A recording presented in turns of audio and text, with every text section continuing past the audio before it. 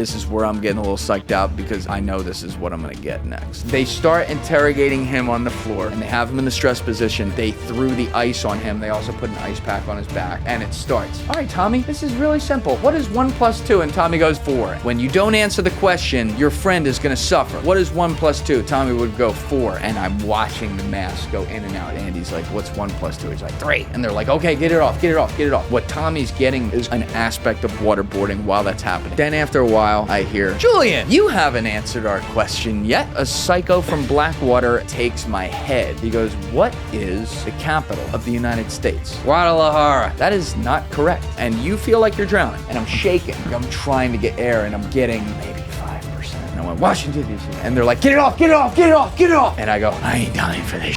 Like, it was bad. But they're like, all right, there's one more. And it's the worst one. What's up, guys? Joe Deef and I recorded this episode a couple weeks ago when I got back from Milwaukee, the trip I took with Tommy G, where we filmed that documentary on his channel. So we were going to put it out as a Patreon episode, but we decided to put it out as a full episode this week for you guys to enjoy. If you haven't seen the documentary yet, that link is going to be in my description below. And if you're not subscribed to my channel, please hit that subscribe button and hit that like button on the video as well, and enjoy the show.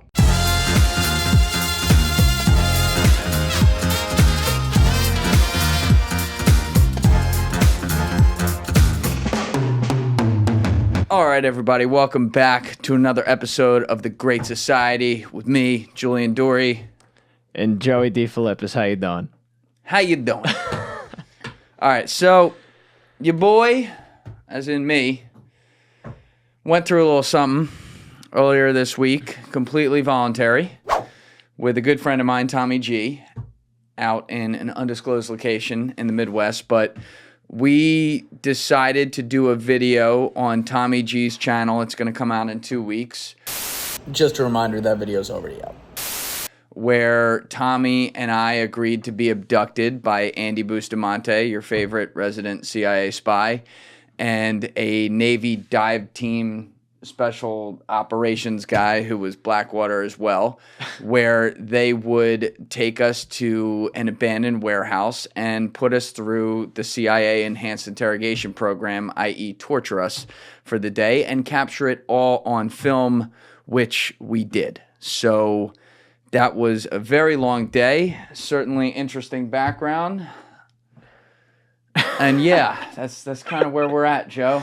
Yeah, walk me through that. What was the vibe? What was actually first question I have for you is, you know, they obviously came and I assume kidnapped you, like they pulled off you the streets of Milwaukee. Okay. Yeah, we had to clear that with the police before the day. So that smart. they knew. Yeah, smart. I mean, honestly, I feel like they still would have kicked the Milwaukee police force's ass. You know, like it wouldn't have mattered, but still a good precautionary thing to do. My question, though, is what were you suspected of? Like, why were you such a key target for them? So what did you do? They made it simpler. Okay. And this actually, in hindsight, this worked well. Like, the day before, Tommy was texting me while I was at the airport, like, yo, we got to come up with, like, 3 different things that we're hiding. So I'm going to be hiding the location of a very wanted car thief, somebody with the cartels. And he went on this whole thing. He's like, you got to come up with 3. So I came up with, like, 3 things just based on podcast guests I had. Okay. And then Andy was saying, you know what? No. Let's just do it where I'm going to ask you the simplest, stupid question. Like, what's 1 + 1? Okay. Or what's the capital of America? So that's literally what he did. The questions throughout the day were 1 + 2, and what's the capital of America? And you got to say, like, 5 or something else that's not Washington, D.C. until you break. Yeah. And then, you know, you do the correct answer when you actually break. But we weren't therefore suspected of anything, but it worked very well because it made us just focus on what was happening. And gotcha.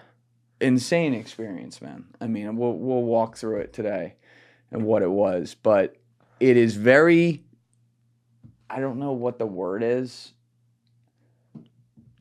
I'll say, this isn't the word I'm looking for, but it is very enlightening for me to have experienced the things that we debate on this show. When you have an Andy, when you have an John Kiriakou, and they're talking about these things. All right, now let me back that up a second. Have I lived it in the sense that I was in a place that I could not get out of and I actually could have been killed? Yeah. No. You know in the back of your head the whole time, even when you do get disoriented, which does happen, you know that, you know, this isn't Al Jazeera filming this. This is like Dre and Miguel and your boys. And as much as they are in character the whole time, and we'll get to that, they were completely in character the whole day. It was like kind of scary. You know that you can say stop and it all ends, right? So I cannot simulate what it would be like to be captured by a terrorist organization and actually I can't make it end and I better tell them what they want. There's no possible way to completely simulate that. But as far as the things that the tactics that are used and the things that are done upon, you know, people who are caught, yeah. I mean, I got a form of waterboarding. It got to there. We'll get to that. So, you know, definitely useful to be able to know that feeling. So the next time I'm talking about it on the show and someone's like, we should do it or we shouldn't, I can be like, well, here's how I felt. Yeah. You know, that is definitely cool. But basically, the way this, you just want me to like walk through this and you ask me? Well, I was going to, well, first and foremost, I was going to say, folks, I seen the tapes. You know, Jay Dorey's a fucking dog. I'll tell you that much. He definitely, like, oh man, I was cracking up because everything you were telling me and then watching the videos, you were just being such a fucking smartass. And I loved it. Yeah. I loved it. Yeah. Which was not the strategy at first. I'll explain. They did it sadistically. Okay. So Tommy, there was a documentary that I helped, what's the word? I guess like put together last year, meaning like some of the people that were involved for Tommy. It's actually like the best content that was done on the subject matter, I think, which is really saying something considering he got shoved under the rug. But he did a documentary on the Trump assassination attempt, like a month after the attempt. Okay. And so that's where he met Andy, because I set him up with Andy and Danny Hall, sniper, special forces dude. And then Andy brought in one other guy who I didn't know, but that he's worked with for the secret security aspect of it. And they put together this amazing documentary, spent the weekend out on site where Trump was, you know, where they shot at him. And so Tommy called me after that weekend and said, yeah, so I was talking to Andy and he wants to do a video where he puts me through SERE school. And I'm like, oh, cool, like the torture stuff and you know, with the enhanced interrogation. He's like, yeah, how well do you know Andy? And I'm like, pretty fucking well. I mean, I know him very well. He's been on my show a bunch. He's a friend. He's definitely still in the CIA, but he's a friend. He's like, yeah, I feel like he's a little bit too excited about this. So Tommy was like, you know, like a little I just realized I don't have this on. From the get-go. Oh, yeah, I'll turn it off. Tommy was a little bit from the get-go like, what is this going to be? And so he's like, if I did this, would you come do it with me? And I'm like, 100%. I come do it with you. Didn't really think about it. But anyway, this took a while to get everyone's schedules lined up and figure out where it would be done and all that. So we ironed it out like this spring. All right, we're going to do it in June. We'll do it out in Milwaukee, where Tommy lives. And we're going to rent out an abandoned warehouse for a couple days. Get a full, what I would call like a, you know, R-word van. It was a white van with no windows, candy metal van floors. Oh yeah. And you know, we'll get kidnapped. We'll clear that with the cops ahead of time because people are gonna be like, "What the fuck is happening?" And then we will actually go through it and do it. So I go to fly. I also. Shout out to Brian from my gym who filled in on episode 290 on the board with Matt Hedger and Shawnee Delaney. But he came like a few days before this, he came to the gym. He's like, yeah, man, I haven't been here. I've been sick as a dog. Goes through all this shit he had and like dabs me up. And I was thinking to myself, that's not good that he just dabbed me up. Yeah, it's not good. So by Saturday night, I had the worst head cold I've had in God knows how long, to where I didn't have the flu, but it felt like you had the flu. And so when I woke up Monday morning to go to the flight, I was like, oh no, because I got to do this shit tomorrow. Like, I feel like dog shit. Right. So I get to Tommy's house at like 9. Oh, when I get into Milwaukee, Tommy's producer Keegan comes to pick me up. Love Keegan, that's my boy. But I'm like standing outside the gate, like, all right, you here? And he goes, yeah, right here. Whips up in the white van. And I'm like, oh, you gotta be fucking kidding me. I'm like, you would pick me up in this. So I put my shit in the back, like it's literally just, he bought all the supply. He said he had to go to Walmart, like 4 different Walmarts, because he's like, if I went to one, I was getting arrested. Bro, like it looks so sketchy. Honestly, even probably still looks sketchy going to multiple Walmarts, I'd say. It definitely did, because so this motherfucker, we get on the road and he's just talking with me really casually. Keegan was in episode 242 with Tommy G. Like he was, you'll hear him in that episode. He's like the calmest guy. He's talking with me calm and collected.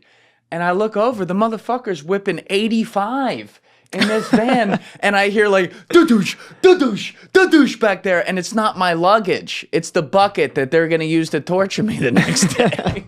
So I'm like, oh, this is already whatever. So I get to Tommy's house. Andy and Navy dive team guy aren't getting in until like, 12:30 or 1 a.m. So Tommy and I take a walk. We're talking about it.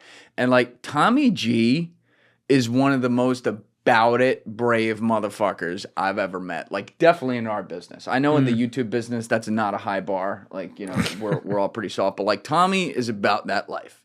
Brandon Buckingham's another dude who I would say is about that life. And Tommy, you're talking about a college wrestler, dude who is always very excited and like incredibly positive and happy, but will go into the most dangerous places, no questions asked. Yeah. And go get it. And like, I mean, he's wearing bulletproof vests to certain places. He's starting to do crazy stories in Mexico in like dangerous places. And I was talking to him like, you got to go with like Ed Calderon or something, like chill. You know what I mean? Tread like Tommy, lightly. basically like, Tommy's one of those dudes when you go, is this person about that life? Tommy is about that life. And so when I'm walking with him, I think he was just, like he had been researching all the shit they do. I hadn't even Googled a thing. I was just like, well, just let it happen. But he was so like, this is going to be bad. And I say that as a foreshadowing in the sense that I should have been thinking, damn, this is going to be bad. I should have been thinking that too. And I was like, what's the worst that could happen? So I go to bed. I'm like, I got to sleep off this fucking head cold. And I wake up in the morning. I'm in one of the guest rooms at his house. And so there's 2 beds in there. And the dive team guy, who I've never met before, is sleeping in that bed, wakes up at the same time. Hey, man, how are you? So we go downstairs. We have a coffee. We're relaxing. It's like 6:30 in the morning. And I'm thinking to myself, his name's Trevor, great guy. I'm thinking to myself, oh no, Andy brought the wrong dude. This guy's so fucking nice. Yeah. We're just chilling. Like he's the nicest guy ever. Like how the fuck is this guy gonna do? Like this needs to be convincing. Yeah. And so then Andy comes down, and I know Andy, so I know Andy has the switch. I already know that about him. He knows he can be like, hey, how are you? And then like, hold on, let me pull your fucking tooth out. Like he's that dude. So we're all talking, relaxing. And the one thing I was talking with him about is I'm like, I don't know what this is going to be like, but I'm saying we are doing content today. It's going to be real, but we got to make this also entertaining. So, we may be talking some shit or busting balls or whatever. What do you guys think? And they're like, yeah, you could try that. I'm just like, I don't like the sound of that word. Try. I don't like that either. Okay. So we get in the car like 7:45, drive over to where it's going to be. Now, I got to give a huge shout out to Tommy, Miguel, Keegan, and the whole team for picking out the location they did. They picked out an abandoned brewery. It's like 160, 170-year-old abandoned brewery. You're talking 6, 7-story warehouse, something like that. And when we walked in, and Tommy had 5 full cameramen, which includes Miguel, who was directing the whole thing. Miguel is Tommy's lead editor, who, for my money, is the best editor on YouTube. He's absolutely incredible. Yeah, he's cracked. Great fucking dude, So too. good. And so Keegan was there producing, and then they had 5 cameramen, including Miguel. Miguel, Dre, who does a lot of lead videography for them on site when Miguel's directing. Who the hell else? Drew was there. I think there were a couple others. Like, there were people coming in. It was almost weird. There were, like, people coming in and out. Like, have I seen you yet today? I'm, like, disoriented. Like, who the fuck are you?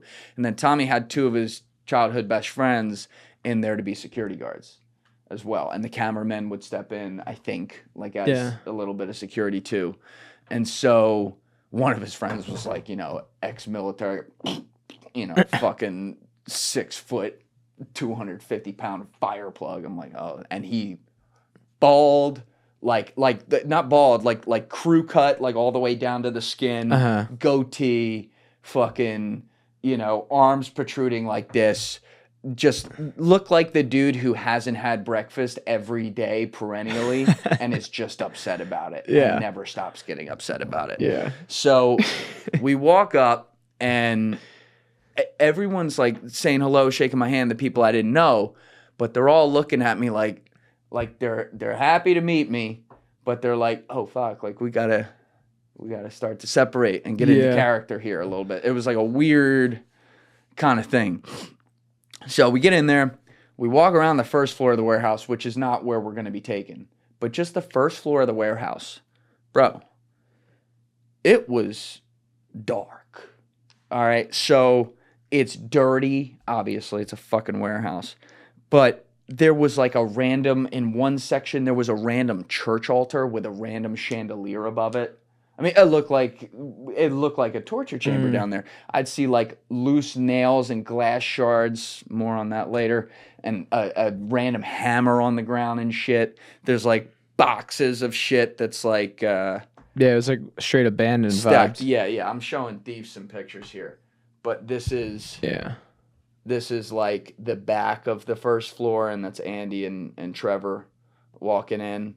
That was the altar in the corner with like and you're talking the gray brick stone background. Yeah, it's so old. You see all this is where we got tortured. So this is upstairs. They brought us upstairs for 1 second before they had anything up there, and they're like, get the fuck out of here. Wow. But anyway, so after like 10 minutes, Andy says, all right, I'm going to have a meeting with everyone. Tommy and Julian, there's like a side spot way off to the side of the building. This building had to be 12,000 square feet, something like that. I mean, it was big. Yeah. Maybe more. And probably more because it's 6 fucking floors. I didn't go onto every floor and see what it was. But they're like, you go through those trap doors, and then through that room, there's a door right there, and that's actually where the bathroom is, where it's like an abandoned office. So shut both doors so you can't hear anything, and go chill in there. You feel like Karen in Goodfellas when De Niro's like, just go into the store, pick out a coat. Store. Wait, there was a little bit of like, oh, they're having a meeting, but it wasn't like that. So we go back there, and I'm thinking they're going to meet for like 15 minutes. No, it was not 15 minutes. So we had a nurse that we hired to be on site all day. Nice Wisconsin girl. And I'm like, you have no fucking idea what you got yourself into, hun. Like, she was so sweet. So she walked, right when we got in there, she actually walked through that door. She was like, oh, hi, I'm the nurse. And Tommy's like, oh, great. Very nice to meet you, whatever. They're meeting back there. You should probably go with them. So she's like, okay. Goes back to meet with them. Malaka, they were meeting for over an hour. It was like an hour and 15 minutes. And Tommy's in there fucking doing...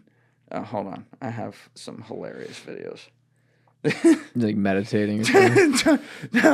No. Tommy's in there kicking shit around. Where's the video of him... Hold on. I gotta find this. I sent it to Miguel. He's like, bro, this might be really bad. I'm like, yeah, it's not gonna be great. He starts fucking kicking. What the fuck you say that?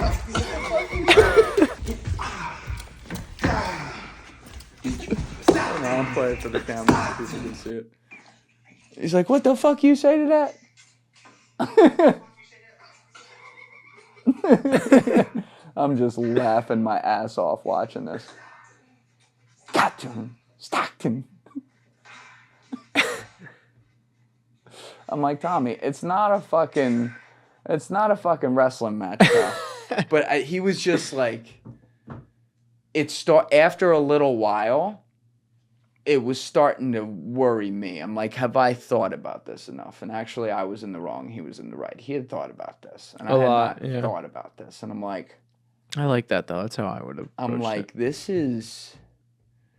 might be hard today. So after... it was maybe an hour, 15 minutes.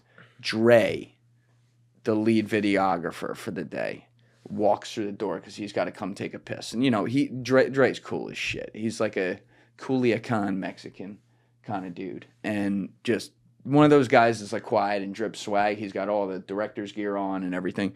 So he walks through the door and Tommy goes, all right, Dre, on a scale of 1 to 10, 10 being very, very, very bad, what are we looking at? I know you can't give me details, but what are we looking at today?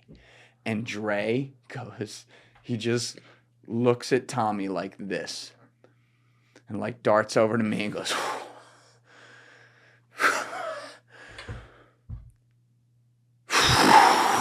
oh, no.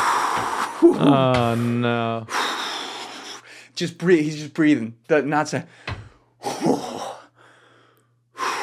And I'm thinking, at first when he starts, I'm like, all right, he's just trying to dramatize. Yeah. This goes on for 20, 25 seconds, and he just keeps like looking back up at each of us.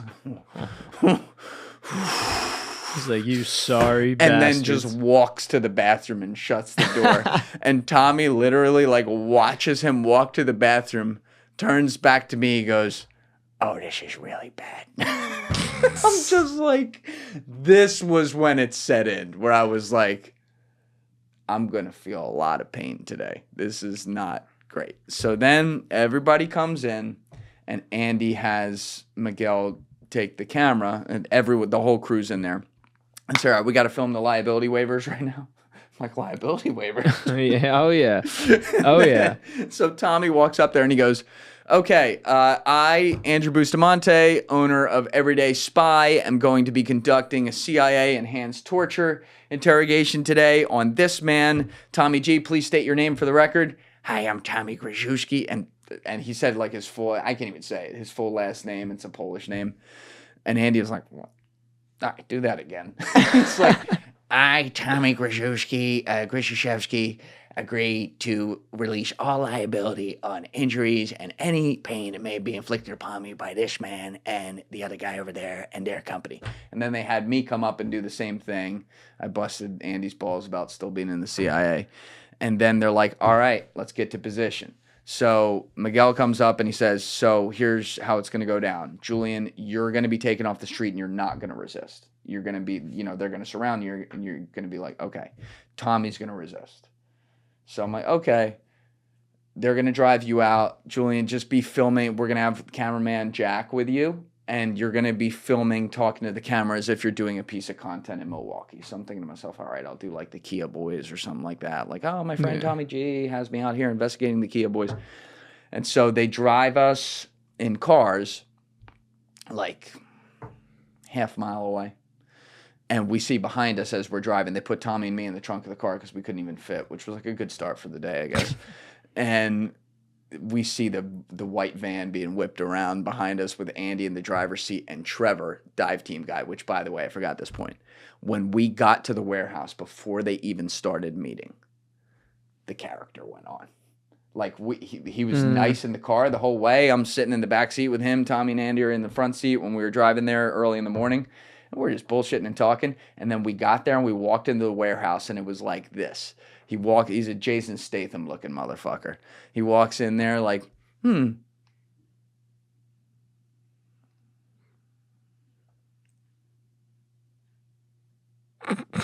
and his body just transformed into that. And I watched him started to pace with Andy, and he started staying away from us. Yeah. And I was like, ooh. Yeah. Okay. You know what? He might. Yeah, that nice guy. He might be good. This might work. So we get in the car. We're in the trunk. We're driving there to the drop-off points. They drop me and Jack off first. And Jack is also the other editor, main editor on Tommy's channel with Miguel. Okay. Really talented guy. So Jack and I are walking on this street, and I don't know where it's coming from. Jack has the radio, so he knows where stuff's coming. And he's like, all right, I'm going to start filming. You just walk with me, like, and start talking to the camera. So I don't know what the fuck I said, but I'm like, I'm here, you know, investigating the Kia boys with my boy Tommy G. And as I'm walking, I suddenly see a parked white van right there. And the thing opens up, and Jason Statham comes out. He goes, Julian Dorey? yeah. I need you to come with me, sir. Put him down. Oh. Hands behind your back. Fuck. Mr. Dorey, everything will explain to you in a few minutes. Lawyer. I need you to continue to comply. Lawyer. And don't go this way. Put it in that corner.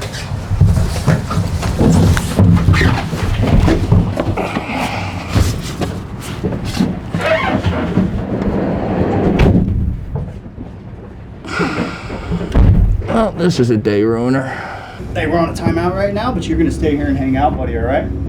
Sounds good. Lawyer. I'm just saying, lawyer. And then they zip tie me in the back. I'm like, lawyer. And then they lay me down prone in the back of the van. And I'm like, okay, I can stop saying lawyer now. But I feel that they start fucking with my head and pushing my head against the metal and turning me, which they didn't know this. But I've always had like a loose disc right here in my neck. And this is the one position that, like, if I even go to sleep on that, it's not good. So they started doing that. I'm like, oh, fuck, this is going to be a long day. And so 2 minutes later, I hear, like, they stop the van. It's Andy driving the van, too. But they stop the van, and then 10 seconds later, I hear, what the fuck? Fuck you! Fuck, get the fuck off me! And then suddenly I hear, The fucking feds! Fuck! Call my lawyer, Dan Adams! Call my lawyer! Tom? Dan Adams! Tom? Who is that? Mr. Tommy, What the fuck did you do? Who is that? we're rolling. It's Julian, Moving. you fucking dick. What the fuck are you doing here? Ah! and Tommy's thrown into the van. He's like, what the fuck is this shit? And they're like, get on your knees, get on. And I'm like, God damn it. And then suddenly, like, he's thrown down next to me. He's like, what the fuck? What's happening? And I'm like, Tom? You're like trying to do like a little script to make it sound convincing, but it's so real that you're like, and you're hooded, so it's like, huh? And I'm laying down zip tied. He's like, who is that? And I'm like, it's Julian. What the fuck did you get us into? But it was that the delivery was not that good. When I was listening to the cameras back later on some of the stuff we later did, the delivery on camera sounded better than it sounded in my head. So I'm sure everything will sound better. And I thought, but it's not like on a podcast where your delivery can be exact and like on point and you know exactly how you're saying something and inflate. There's none of that. Like you are locked the fuck in. So they put us in the back and Tommy's, he's resisting. Right? And so he had resisted outside. And after that first line that didn't land perfectly, I was like, you know what? Because I'd been quiet in the 2 minutes before he got in the van. I was like, all right, he keeps trying to make jokes and stuff, and I feel them.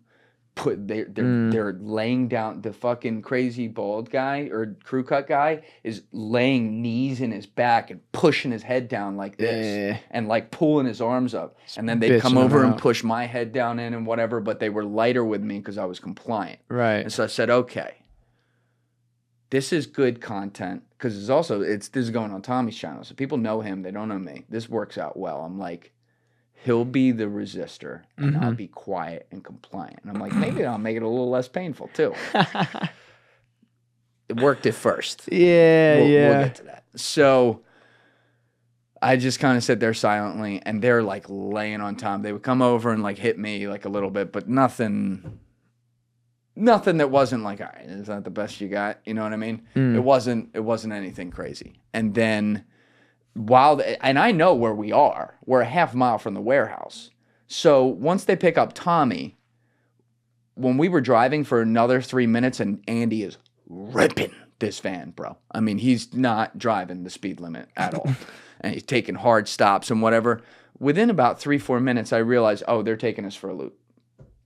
Because in my head, I'm like, okay, I'm trying to navigate where I am because I got my surroundings. So I'm like, left. Okay, just made a right.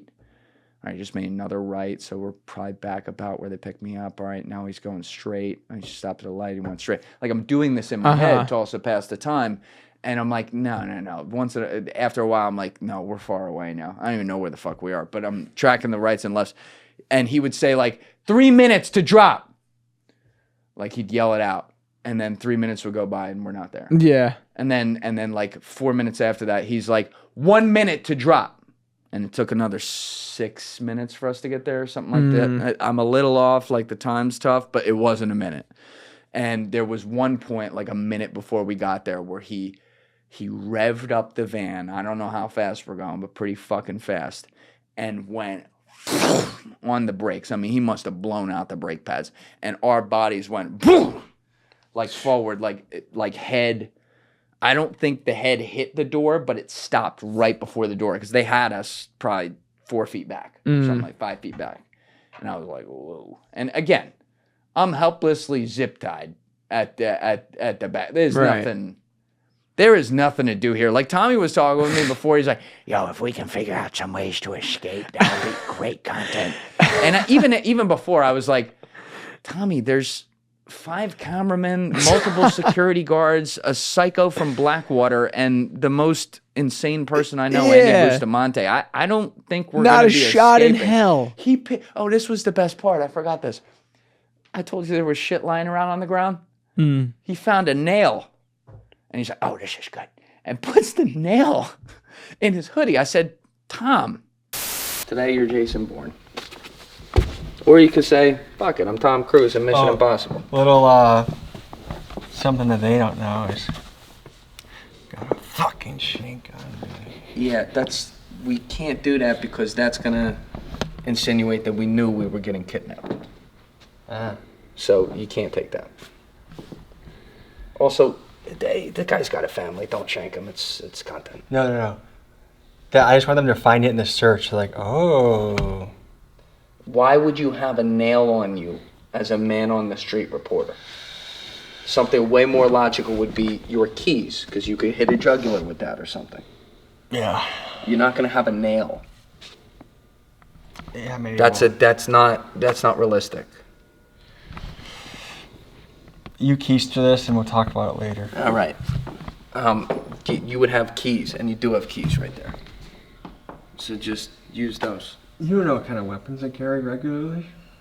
A nail's not a weapon. I'm fucking You'd have a ferocious knife, on the maybe. streets. Yeah. You could have a Swiss Army knife. Do you have one? I have No. stuff that you don't even know about. Right. All right. Well, then carry that. Yeah. A nail's not. They would never buy that in a script. Oh yeah, Brad Pitt? Is that what you think? No, I'm just saying in general. I don't give a fuck who it is. Like, would Tom Cruise in Mission Impossible be carrying around a nail? No, he wouldn't. No one would believe it. What if he stopped at a construction site just around the corner and thought, my spidey senses are kicking in. That I'm gonna get kidnapped in a fucking van right now? Well, I just published the Epstein files. Someone's after me. I need to be ready. Yeah, but you would have been ready with a knife from home. You would have thought about that before you went out. You wouldn't just suddenly like be out in the middle of a city like, oh, right, now I know I'm in danger. I published this fucking 3 days ago, but now I know I'm in danger. Hold on, there's a nail. Mm-hmm. Yeah, you're probably right. Yeah. Why the fuck would you have a nail? He's like, for self-defense. I'm like, no. I know. We're getting kidnapped. We're not supposed to know we're getting kidnapped. What sociopath would carry around a nail? And Dre was filming this. This is when Dre was back there. He's just cracking up filming this. He's like, I don't know. I mean, you need a weapon on you. I'm like, so you would have a knife. Maybe you carry a knife. Maybe you have a concealed carry. You wouldn't have a fucking nail. I'm like, lose the fucking, I threw the nail away. I'm like, lose the nail. And then I was thinking, damn, that nail would have been nice. But anyway, so he had been talking about like trying to escape. And once we were in that van, I'm like, oh. Dude. You, like, it's like you have not a shot in hell. There's no escaping here. Especially like in the real stakes, they Oh, would be yeah. putting your ass down. Bro, there's Down. no escaping whatsoever. So anyway, they get there and I knew where they were pulling us into because I'd already seen the dock. The dock is like a warehouse dock. It's a single garage. It's not like it's a single garage, and it's got, a 6-foot platform at the back. So I knew they were going to back it in and just back the back of the van into it, which that footage actually looks sick. So he did, and he did it slowly. I was thinking Andy was going to be a psycho, but I think he was actually thinking about not crashing the car.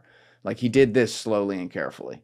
Got it all the way back, and I hear them go, follow our directions to a T, Tommy. And they start on him, and they get him out of there, and they bring him out. And it's funny because, like, again, the two guys who are the security with the diver are his lifelong best friends. Right. And they're in it, bro. Yeah. Like, they're fucking game in it. Like, almost like they've been looking forward to doing this to Tommy.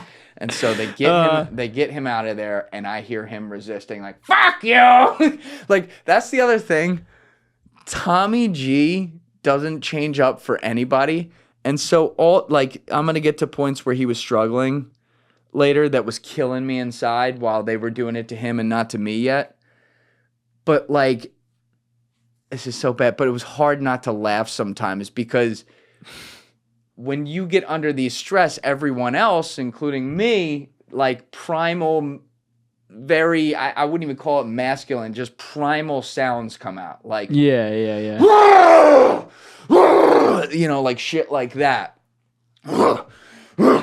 Whereas Tommy would be like, ah! It's just like, oh God!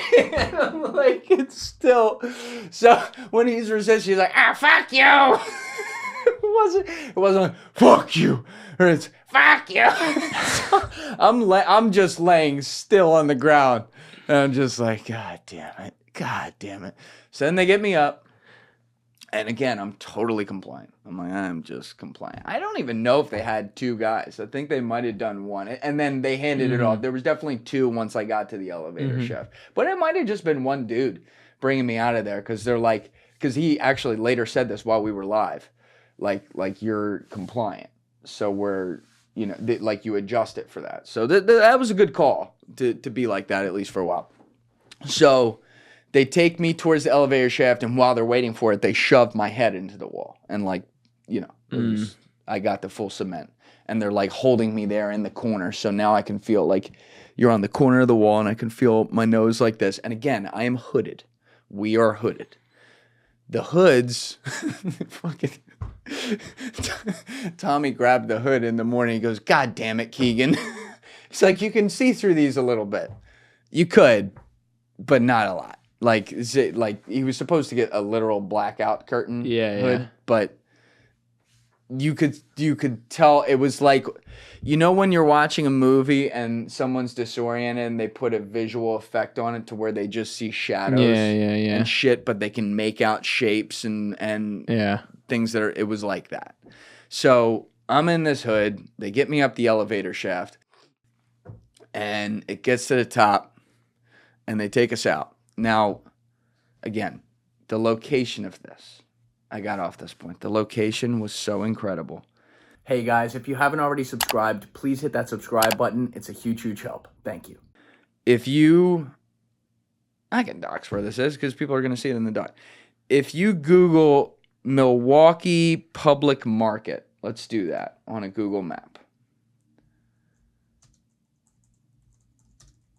It's basically, if people are familiar with Philadelphia, the Reading Terminal, which is like this amazing, like all these little, food spots, but like places where you can buy fresh food and stuff. It's like a marketplace. This was a really nice, that's exactly it.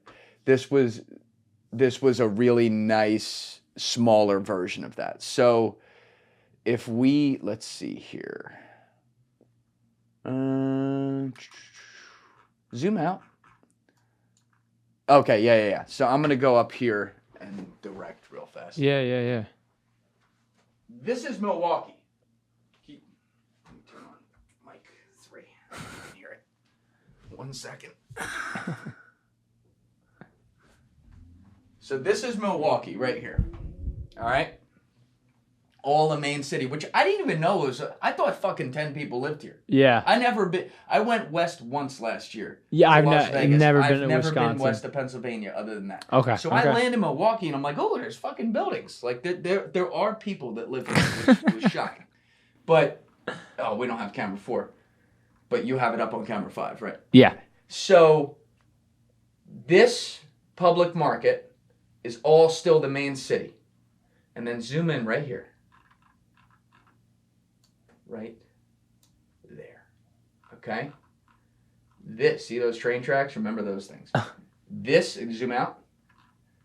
This is an old drawbridge right here, and it is now no man's land. It is an empty, old, forgotten about manufacturing part of the city. And when you're walking, Andy and I, when the day was over, at like 4 o'clock, Tommy he was doing interviews with each of us. So in the half hour that he was interviewing the dive team guy, Andy's like, yeah, I want to go get like a smoothie or something. I'm like, I need a coffee. Let's go. So he and I walked from here to the public market and got that. And on our way back, walking towards the bridge and over it, we were like, this aesthetic's unbelievable. Yeah. Like the iced out words that are faded away, the drawbridge. This is a river back here. And the best part was they didn't even put, the drawbridge right here. The best part is they didn't even plan this. But the railroad tracks go right behind. So this is what got creepy. They get us upstairs, and they get us. They're like, Tommy's still resisting. So they get me in the chair. I'm not resisting. They zip tie my feet to. It's a metal, folding chair. Mm-hmm. They zip tie my feet to the chair and my hands behind me. And then Tommy keeps resisting, so they're like, stand him up. And they cut off all his clothes. So I had my clothes on, and I thought this was an advantage, and it was for a little while. We'll get to that. But it turned out to not be an advantage. So Tommy's down to just his fucking briefs, and they put him in the chair. And so right when they get him down in the chair, they kind of step back, and there's a little silence. And then if you've seen The Godfather, when Michael goes to shoot Sollozzo, sorry, fucking spoiler alert, if you haven't fucking seen that movie. You haven't seen it. Right. Yeah, if you haven't seen it. Get out of the rock you're that's your hiding problem. under. Yeah. But when he goes to shoot Sollozzo, Francis Ford Coppola did this sound effect. He was like, because it's the turning moment in this kid's life where he's now going to go to the dark side. Mm-hmm. And he's thinking about it, panicking before he does it. And Francis put a growing train in the background. So it's like,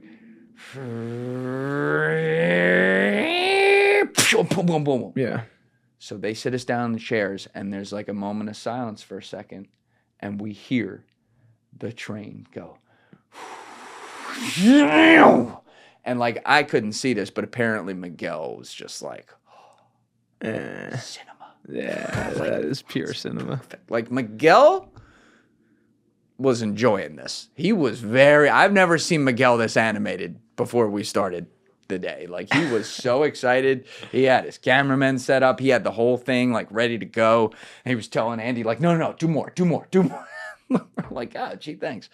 But anyway, so I'm like, this is, and also the back of like we were in the middle where it's dark, and then there's a giant area where the elevator shaft is that blocks off the light, because on the other side there's windows, and the windows are cracked out, or like, when they're so dusty that like you can't, I have a video of it, like where you can't see through them, and they're old, and when the train tracks would come by, the glass would shake. Oh yeah, dude, that's eerie. Like, I was calling my agent afterwards because I was like, we need to put this, like, you need to pass this around WME. This location should be used exterior and interior for a shoot. And it could pass as anything. Like, when you look outside of it, it could be LA, it could be Milwaukee, it could be Atlanta. Like, it looks so fucking perfect. So that when that train's coming, we're just like, whoa. And so they start, and Tommy keeps resisting. So they start by putting Tommy down, and they're hitting us too a little bit. They're hitting me. They're hitting him harder, I think. I mean, I didn't feel it, but it sounded like they were hitting him harder because he's resisting. Yeah. Right? So they then say, all right, transit position, please. And actually, can we pull up Tommy's Instagram? Yeah. Because I can show people. It's got music on it. Well, we just keep it on mute. But go to his Instagram, and he has one video. This is from the beginning of the torture. This is like right after. This is within 10 minutes of us getting there. Go over to the video. It's the last slide. Just don't put audio on because there's music. Yeah, I got it muted. Oh, go back. So go that was go back one. No. Oh, my bad. Other way. So that was when we were being taken out of the van. Behind him, you see the dive team guy, Jason Statham, in the back. Behind him is the garage, and the van is backed in, and I am lying down prone in it. This is when Tom's getting taken, and these are his two buddies, right? So dude on the right is military guy I told you about, and then dude on the left, Justin, who that motherfucker hits pretty hard. I later found out he was doing a lot of hitting. I thought it was always dive team guy, but it was him too. They were both doing it, but Justin. It's just kind of funny because he's like the nicest guy. He's like Tommy's lifelong best friend. He's like fucking whacking us and shit. But anyway, go to the next one. This is what it ended up looking like because obviously my clothes did get taken at some point. But that's Tommy on the right and me on the left. There was also very strange lighting here in the room. Like the lighting was incredible, to be clear. What's interesting though is this is a perfect example. It depended where you stood. Tommy and I have like the same kind of pale skin tone, but if you were a little bit to the right of the light, you look like, you lived in Miami. If you were a little bit to the left, you look like you lived in Alaska. It was kind of funny. But anyway, so it was like this, except I still had my clothes on when I was doing this. I'll wait for you to pull up another thing, but go all the way to the right. Okay, stay there. Go back. They started putting him in this transit position right here, which is where you're zip tied at your ankles and hands, and they make you sit there for 5 minutes. And it's not comfortable. That one was the least bothersome of anything I did all day, though. I could have held that one for over an hour, no problem. It would have, once we got to probably 45 minutes, it would have sucked, but I could have done that. The other ones, no. Go over. Skip this one. We'll come back to that. And this is the video. So you see him in transit. Andy pushes him over. I'm there, still clothed, and he's like resisting. He's saying like, can't we negotiate? And they're like, fuck you. And then they're telling him what to do with his feet, and he's not doing it. So again, I'm just sitting there quietly, not bothered. I love Justin changing his hat too. He's like, I gotta look good for the shot. But he's like hitting him. But they were zip tying us hard. So that's enough for that right now. Dude, the way Tommy fell off. Yeah, like Andy, so he's like, are you still with us? Dude. And then he like flops over and he goes, I'm still here. Oh, dude, you really ate And when that. he flopped over, you can hear it on the mic. The audio they got on this was incredible. You can hear his foot hit my flesh. It's like, whoosh. And I remember that moment, and I'm kind of like looking through the hood, and I can make him out. I'm just like, God damn it, Jesus, why are you funny? Oh, Yeah. right on the dome. But anyway, so they're doing this to him. Now go back one. Okay. On this. So then now this is skipping ahead a little bit, but then they put Tommy flat on the floor. Now we are hooded, and they zip tied the backs of our hoods so they could tighten them up, and Navy SEAL guy would come over and fucking push my head down into my chest or pull my head straight back for no reason and say, sit it there. I'm like, all right, Jason, relax. But, I'm not saying anything to them. At one point, Tommy gets on the floor before any of the water happens, and he says something like, Julian. I don't even remember what he said. And I started to say, not now, Tom. Right. I was like, right now we're just two assholes. And then I hear a whack on my face. And I finished the line unperturbed. in a warehouse. No, I didn't even stop on the slap, which they were telling me later. They're like, yeah, we were a bit concerned because we'd hit you and you wouldn't do anything. And I'm like, oh, I felt it. And they're like, yeah, we weren't sure. Like, is he disoriented or something? Let's go, because they bro. would like hit me and I would just sit there and it didn't feel good. I wasn't like some tough guy like, oh, I could take this off. I was like, well, this fucking blows. But you would just hear, and they'd be like, oh, okay. That's it, bro. That was Dog. it. That was it. Fucking dog. So they start interrogating him on the floor. And I can't remember. We're going to find out in the documentary. I think it was before they did ice water on him. He was, the way they set this up, I think I said this earlier, but they wanted us to say like 1 + 2. Or what is the capital of the United States? Like those were the two questions. Yeah, it's like mostly basic throughout the questions. day. So we started off with 1 + 2. The best one, this was the minute we got in there. Like the second we got in there.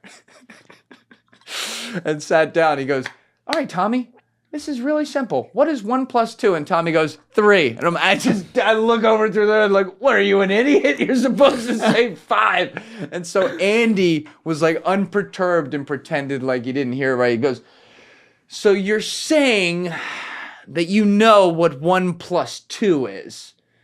And Tommy goes, yeah, it's 4. I'm like, all right, that's better.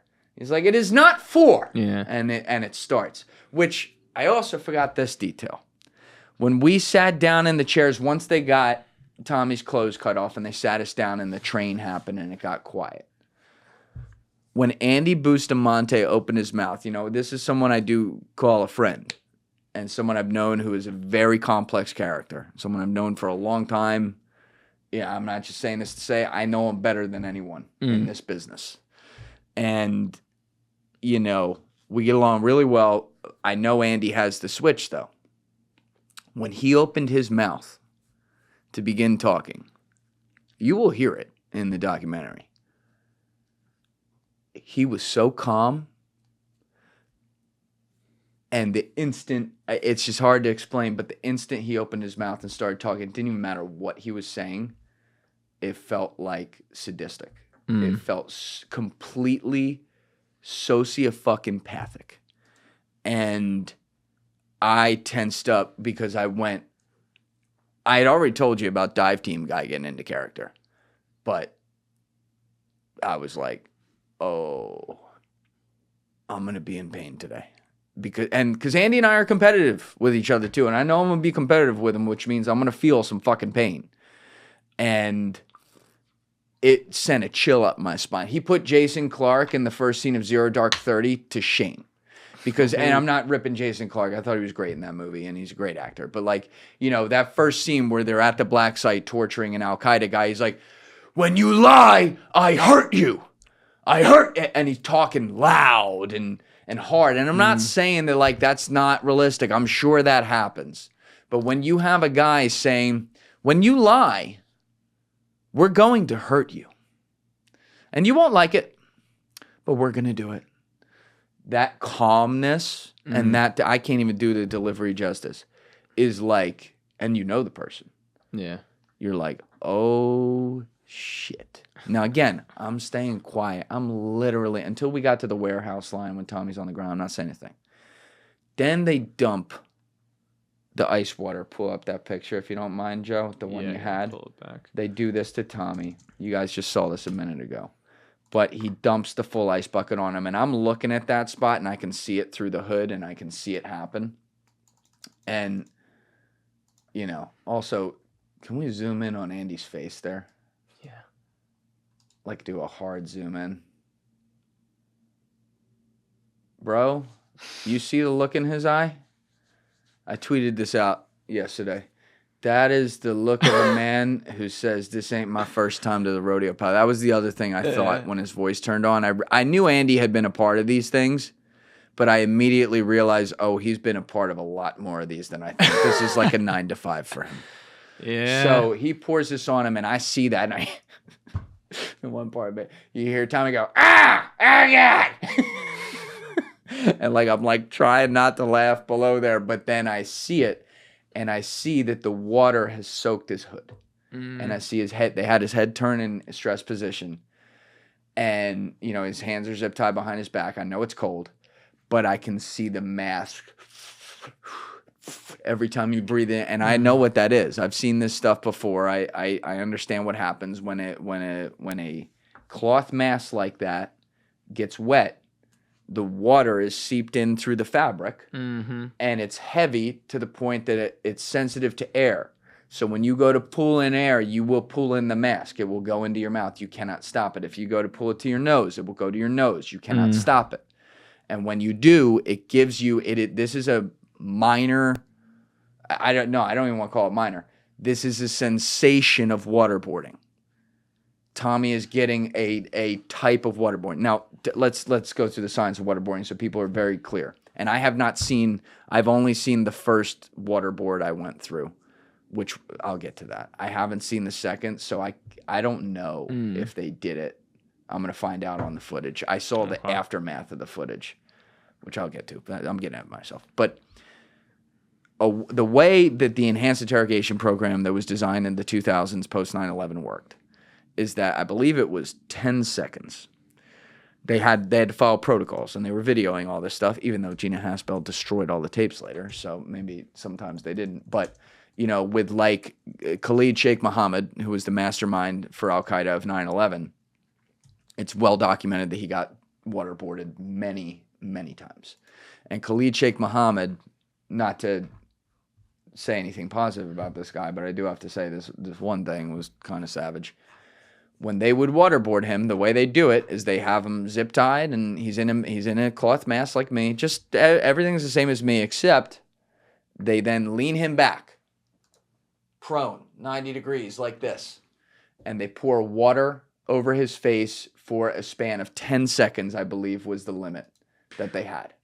And so they'd count to 10, 1, 2, and you feel like you're drowning because you can't breathe. The mask is pulled back over you, and you're receiving water in your nose and mouth. And it is, I'm going to explain later, it is the worst fucking feeling ever. And then they have to pull him up and let him breathe. And that's what they would do.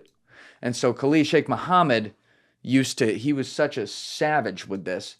He used to hold his hands out, like with it underneath the zip tie. So it's like not to his side like I'm holding it. It's behind his back.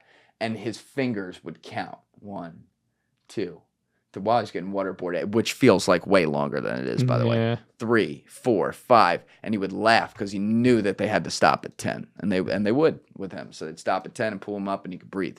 That's why he didn't break for so long. And so what Tommy's getting there is he's not getting it straight in his mouth. He's not getting the prolonged 10 seconds, but they threw the ice on him. They also put an ice pack on his back, right? You don't see that right now. They put that on right after.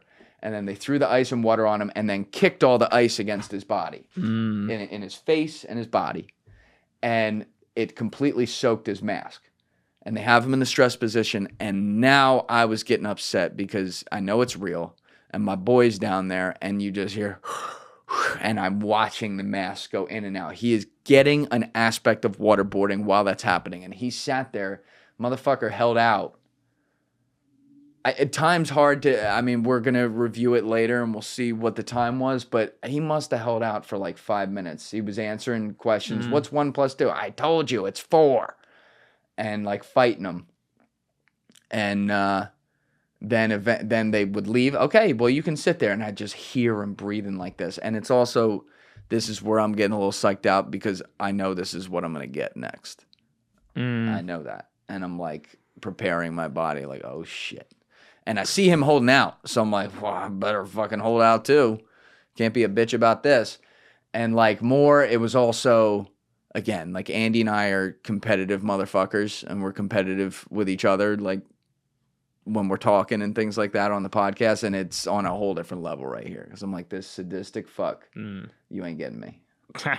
You know? And so Tommy holds out for a while. And you can just hear the labored breathing, and they're seeping the water. Now, the water, some of it is escaping through the floor on the hardwood. More on that later. But the ice is all there, and it didn't matter because his fucking hood was already soaked. And so after like 5 minutes, Andy's like, what's 1 + 2? He's like, 3. And they're like, okay, get it off, get it off, get it off. So what they would do, I actually skipped. This is round 2. All the stress positions, when the video we showed, putting him in transit and him not complying and fucking with him and fucking with all of us and hit it. But they would start to hit me. When you don't answer the question, your friend is going to suffer. What is 1 + 2? Tommy would go 4, and they pulled my shirt up like this. They had it pulled up like this, and you can't see it coming, and they would go boom, like on my stomach. And then Tommy would answer it wrong again. They go boom on my head, and then he'd answer it wrong again. They go boom on the other side of my head, and I'm like, okay. And he felt a certain type of way about that because I'm getting hit now. Right, but it's nothing like that stuff you take all day. What he's taking right there, yeah, it's nothing like that. So he held out, but at the end before they put him on the ground with the ice water, I think, if I remember correctly, they had him on the ground and were fucking with him. They had been fucking with us for 45 minutes or whatever, and they stopped, and they said, get him up. And again, this is before what we're seeing right now. And they took us and dragged us to the back by where those blown out windows are and it's light behind the elevator shaft. And they sit us down on the bucket. They say, take off the zip ties. They take off the zip ties. They're like, take off the hoods. They take off the hoods. And they go, and everyone's in front of us, dead serious looking. It's the first time we're seeing everyone since we were abducted. And Andy and dive team guy are serious but calm behind the cameras. All the cameras are set up. The security guards are there. The nurse, who's already horrified, is there. And they're like, okay. They're not like being like, hey guys, how are you? But they're like, we're off. We're going to get live reaction to how you're feeling about what's happening because it's analysis. Okay, we're off. You're not captives right now. We're making the content right now. And Andy and dive team guy did the whole interview and they would ask us questions. They were very nice, but not like, again. Yeah, like, yeah. hey, Buddy, not buddy. buddy. Right, but Yeah. they're like, so when Cordial. we hit you like that, how did that feel? And my anger towards both of them was going away when we were doing this. Because, like, you do feel, listen, you're a human being. Like, they're doing this shit to you, even in the first round, which turned out to be the easiest round. You're feeling a little mad at them. Like, don't fucking hit my knees against the metal like that, asshole. It's a YouTube video. But no, like, they're like, we're going to make it real. So they made it real. But Tommy and I would answer the questions, and then they're like, okay, are you ready? Yeah, we're ready. Hood, zip ties, let's go. And they take us back, and that's when this starts. Okay, so they put him right down on the floor. I think like right at the start, they put him on the floor. And they start doing what I just described to you with all the ice and everything. So after I think he was there for longer than 5 minutes. He was breathing in that fucking wet hood for a while. It was a while, bro. And I'm hearing, because Andy would say sadistic things, not sadistic, but it would just sound sadistic, and come back and ask the question, and then there would be silence. And like, I couldn't even make out the cameraman. I saw footage later, the cameraman moving around. I never noticed them. I never noticed where they were. They were killing it, man. And so, you know, anything, and that was the other thing that freaked me out. When Tommy was resisting and would do something funny, nobody laughed. Like, nobody, even in round 1, no one laughed.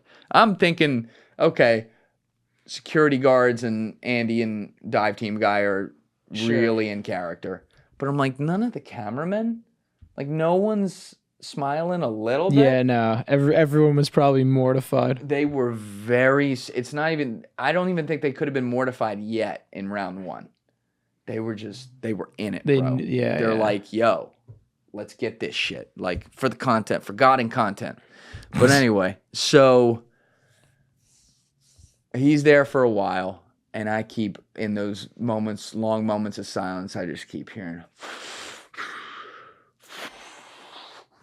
And again, his head's turned, the picture doesn't do it justice. His head is turned to the side, too.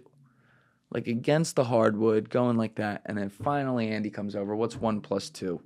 And he says, 3. And they're like, get him out, get him out, get him out. So they immediately help him like it turned off, like a switch. They're like, you good? You good? Okay. And so they put a security guard comes over and grabs my arm. And then I hear and everyone walks to the back because they're going to go take him off now, put him on the bucket, and get his live reaction. And I don't know how long they were back there. Maybe it was 20 minutes. You're disoriented. Yeah, Could have been 2 minutes, for but sure. seeing as they interviewed him, it was probably closer to 15, 20, something like that. And I'm just sitting there, and I'm not in pain. I'm zip tied to the chair. It's not comfortable, but I'm fine. Like, you know, the worst that had happened to me was they've been hitting me when he would answer wrong and shit. Right. And it was nothing, you know, I took some harder slaps from my mom. For my mom, you know. Yeah, no, I get that. Yeah, that's the Italian side. But anyway, so then after a while, I hear, and they're all coming back, and I can hear the cameras coming back and everything. And then I hear Andy. Julian! Julian, we know the answer to 1 + 2. Did you know the answer to 1 + 2? Yeah. So you knew the entire time, and you didn't tell us.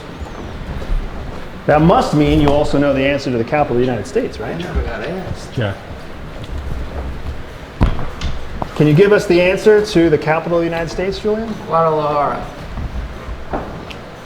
Can you give us the answer to the capital of the United States, Julian? Guadalajara.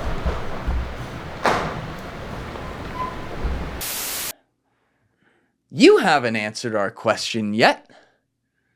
Your turn, or something like that. I'm going to get some quotes, some direct quotes wrong. I'm going to get themes right. I have not reviewed, like I've only seen little bits of the footage. There's only a few lines that I know actually happened, and some I can remember perfectly that I said. It's hard to say exactly what they said, but I just kind of was sitting there and I realized, okay, Tommy's not coming back. So in my head, I'm like, okay, I guess he's taken off for now because he already got it, right? So he's off. I didn't know that for sure, and I didn't hear Tommy, but I'm like, that must be what it is. So now I'm like, well, now I'm on camera, and this whole act of like just being silent and compliant, again, we're getting content here. I know the business. I'm like, I'm going to have to talk a little bit.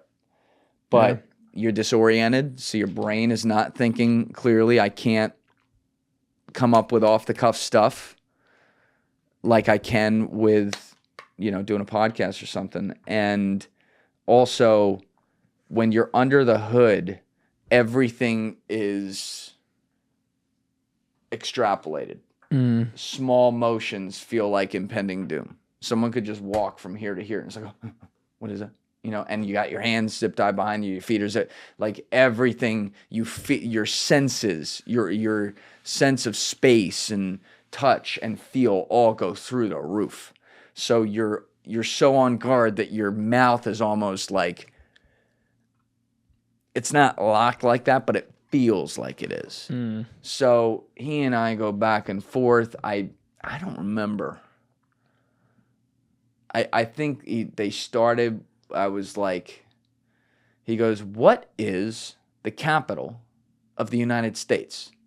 And I said, Guadalajara. Just was fun to say. I was like, okay. He's like, that is not correct. And you know that's not correct. That's a lie. And he's like, I think this was the first time I got transit position. So they put me in transit position. And then I was still like, Guadalajara. And then at some point, I hear something sliding behind me. And it finishes sliding, and then Andy takes me and throws me back. And as I throw back, was it here? Yeah, because they had the zip ties on the front. My zip ties broke. Right here. Now, they were still on my feet.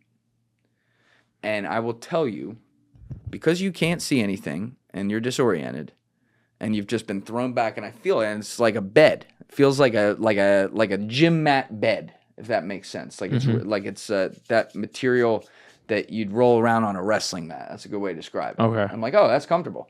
But I come back and my hands are like this, and I know I have people around me, so there's no thought of like, get up and run or anything like that. Like you would think you would have. You're like an infant. Yeah. You're like thrown back, like, you know, fucking take my diaper or something. Like, it's so strange. And I'm like, okay, well, at least I'm on something comfortable. That's cool. Tommy went on the hardwood floor. Maybe this will be better.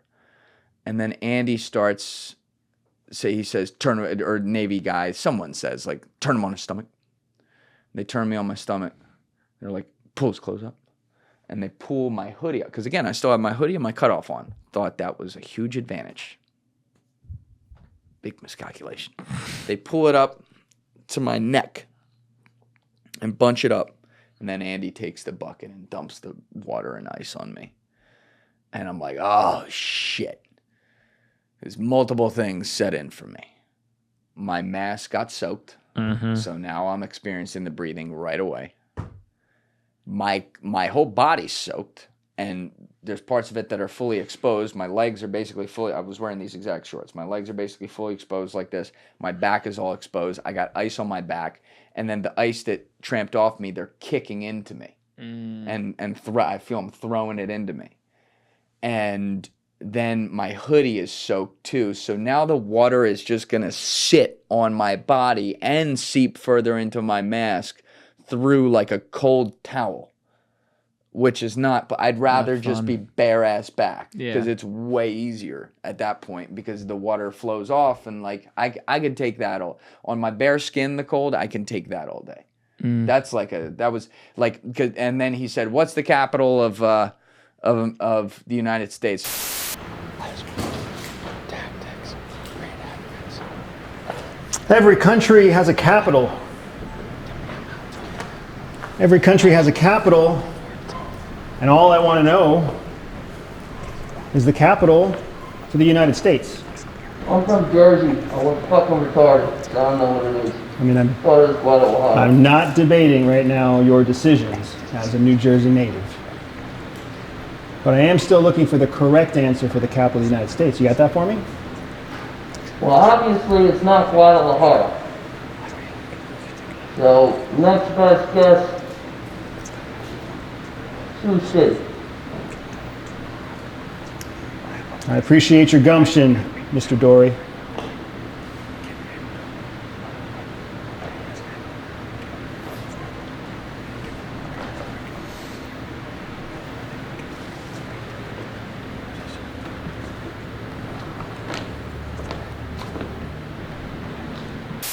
And so he's like, okay, you can sit. And he takes the ice pack like he had with Tommy. And can you pull up my Twitter real fast?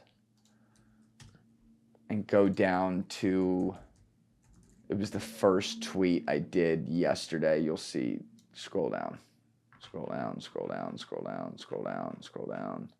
A little more, scroll down, one more, right here. So you see Tommy with the ice pack on his back. That's exactly what they did to me on my back. And then up by where Tommy's head is, my hoodie and cutoff were pulled all the way up there. So my back was exposed. And actually, I have a picture of this. I can text it to you, Deef. They took one picture from the side on this. Miguel sent this to me this morning, so you can put this up. You can see what they did. And you got it on text right there. Should be coming. So, I have it on airplane mode, my bad. So they put it on my back, and that was fine. He's like, okay, well, you can sit and think about it. I'm like, okay, cool. And then it should be there, Deef. I got it. Okay. So that's it. So they have me sit there like that, but before they leave, dive team guy takes my head and turns it hard like this and says, sit like that. And now my breathing is, and I realize, oh no, this was a pool. Yeah. The water all seeps that you're indented in it, so the water seeps down into your body and into the mask. So I'm sitting in a puddle. And I very quickly realize I am drowning in a puddle. If I sit here, I will drown. It's like if someone who is totally cognitively impaired lands in a puddle like this, and they're cognitively impaired, physically impaired, and they can't move, they will drown. Even though it's right here, they will drown because they are in a puddle. And so I then realize I got to hold my chin in this stress position up off the turf by an inch. And I could, And I'm breathing in water every time a little bit, but there's enough air coming. And so I had watched that Bin Laden documentary on Netflix a couple weeks before, and the ginger dude who took out Osama was talking about how, what the fuck is his name? Rob O'Neill. Rob O'Neill. He's talking about how on the helicopter ride to Pakistan, which was a 3-hour ride that night in the Black Hawk to Osama's compound, they were very concerned that once they got over Pakistani territory that they were going to be shot down. And so he decided that he was just going to count to pass the time. And he just started at 1. I forget what number he got to, but he knew that if he counted enough, like he could look up and he'd be like, "Ooh, we're almost there," or something like that. So immediately in my head, I said, "I'm going to count." And I didn't do it out loud, but I was in my head, 1 Mississippi, 2 Mississippi, 3 Mississippi, 4 Mississippi, 5 Mississippi. And maybe like 2 minutes in, Andy comes over, he goes, "Looks really scared, really uncomfortable down there. You're shivering like crazy," because my body's like, it's moving like this. It's completely uncontrollable. Like you can't be like, "All right, calm the body, calm the mind." My body temperature's going down to like 93 or something like that. And I'm just like, and so he's like, "You know, we can get you out of there, no problem. You just got to tell me what the capital of America is." And I was like, "Oh, fuck it, Sioux City." And in my head, I'm like, "Is that even a place? Like, I hope that's a place." Yeah. I remember, and then I asked him afterwards. I'm like, "Andy, Sioux City is a real place, right?" He's like, "Yes, that is a real place." I'm like, "Oh, okay." So I didn't make something up. But he's like, "That is not the capital, and you know it's not. So you can sit a while longer." Leaves in silence, and again, holding the chin up off the ground, like 1 Mississippi, 2 Mississippi, 3 Mississippi.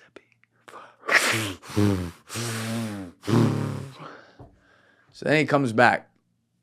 He asks me again. I don't know what the fuck I said. I'm shivering. And they're like, "Okay, stand him up." And so I'm not going to play the video on air, but I will play it so people can hear it. I have some of the raw audio. This isn't the audio on the mics. This isn't even good audio. Dre, the lead videographer, savage that he is, was around with his camera, and also in his left hand was sometimes videoing on the iPhone for like a behind the scenes, so it's not nearly same quality audio or visually, but it's pretty wild to watch. So let me just turn on my audio here so you can hear them moving me. In the United States, of which I am asking you to explain the capital. And that term is waterboarding. Have you heard that term before? What's the question? So we're not going. So then he tossed, like he would take a big chunk of ice and toss it to me. When they're rolling me up on the mat, they're moving all the ice into me, and then they took a chunk of ice this big and stuck it between my calves, and my ass. So I'm kneeling on this chunk of ice, and then he's throwing ice underneath my balls, and they're putting all the water below. So you're sitting in an ice bath. Jeez. And your clothes are soaked all over you, so it's pulling you down more. And then, like, none of the delivery felt good, but when I saw that video back where he's like, "Are you familiar with that term, Julian?" And I'm just like, I'm sitting there shaking like this. I'm like, or he's like, "Have you ever heard that term before?" And I'm like, "Once or twice."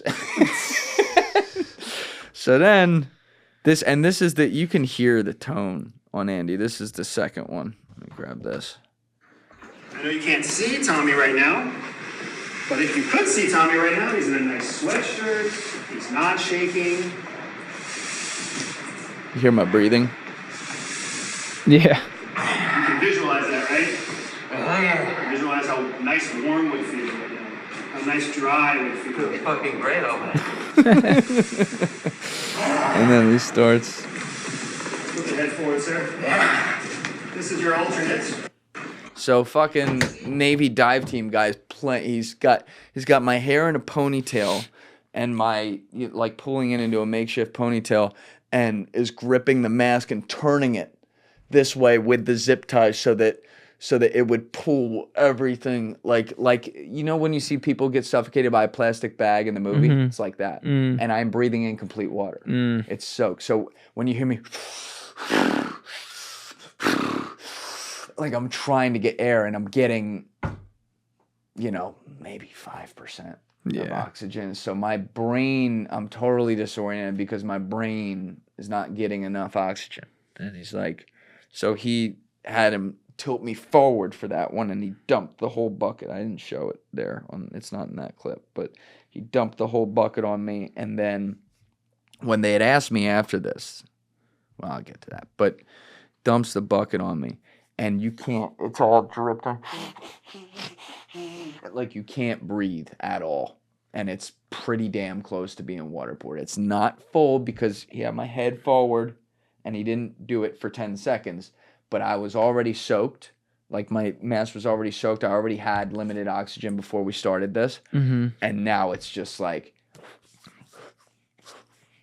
and I can hear a pin drop everywhere else. I do remember that. I could hear a pin. There's nothing.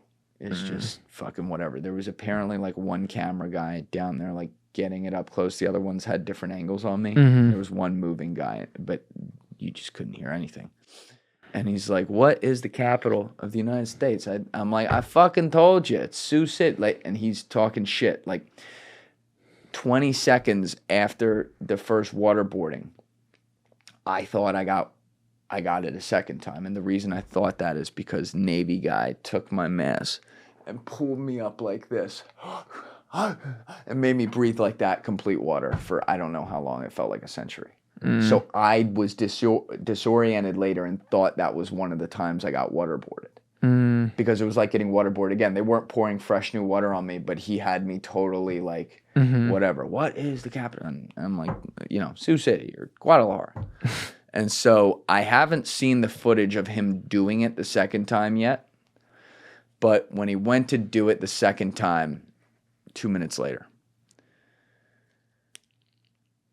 it didn't you feel, like I said, you feel like a feeble baby, right? I told you about when the zip ties come off. Like you feel like nothing, you can't do anything. So you don't, every motion, you feel like you're not even moving much. Yeah. You're just like a rock they're kicking around. And so I felt all the pain up here, but I was completely unaware of my body other than that it was shivering. And so when I saw the footage of right after they finished the second waterboarding, it's actually like scary to watch because my whole body contorts up to the sky like,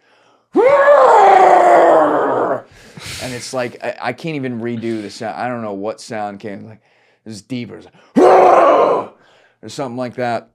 And dive team guys like trying to pull me back down. I totally disoriented from anyone's holding me down. There's security. There could be repercussions to like moving. I just went all the way up. And as I came back down, there's no air. There was no air. And he had my head up to the sky like this. And there was no air to breathe. And I went, Washington, D.C. Washington. And they're like, get it off, get it off, get it off, get it off. And they go to take it off. Take the mask off. And like when I said Washington, D.C., you weren't relieved yet because yeah, you said that with Tommy. They like, well, no, it's not even that you weren't relieved yet.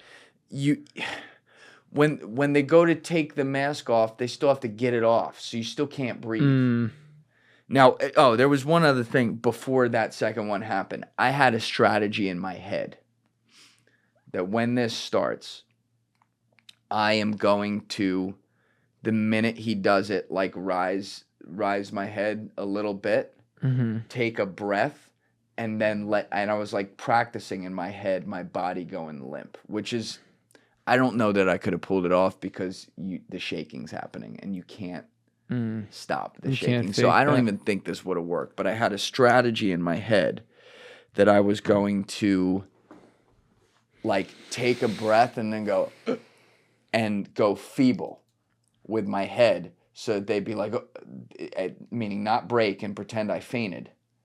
And then they would like get me up and, you know, I'd buy some time basically and I could get some air. The minute they poured the water, though, and he pulled my head back and up, instantly in my head there was this thought of, I'm not going to make the ground. I'm actually going to pass out. And what if they don't get it off and I die? And so I said, Washington, D.C. And they pull me down, and you can see my face right here. This is like 4 seconds after they pulled the mask off. They pull me down. They pull the mask off immediately. He was like panicking to get it off. They did not expect it to get this far. And I'm like here. They pull the mask off. I look up, and I see all the camera guys, and I don't have time to take in their faces yet. And a couple of security guys are back there too. And I go, I ain't dying for this shit.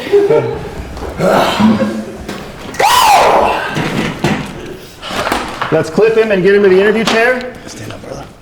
Yeah, relax, Jason. Stay. Grab an arm. Who's got the shears? Thank you.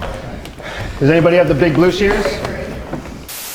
So they're like, all right, get him up, take him back. And they take me to the back. And then they take me by the nurse. They're like, dude, all right. They all look like they saw a ghost. They're like, get his hoodie off, get his hoodie off. Now I still have the cutoff under there. Yeah. But they get the hoodie off, and it's a puddle.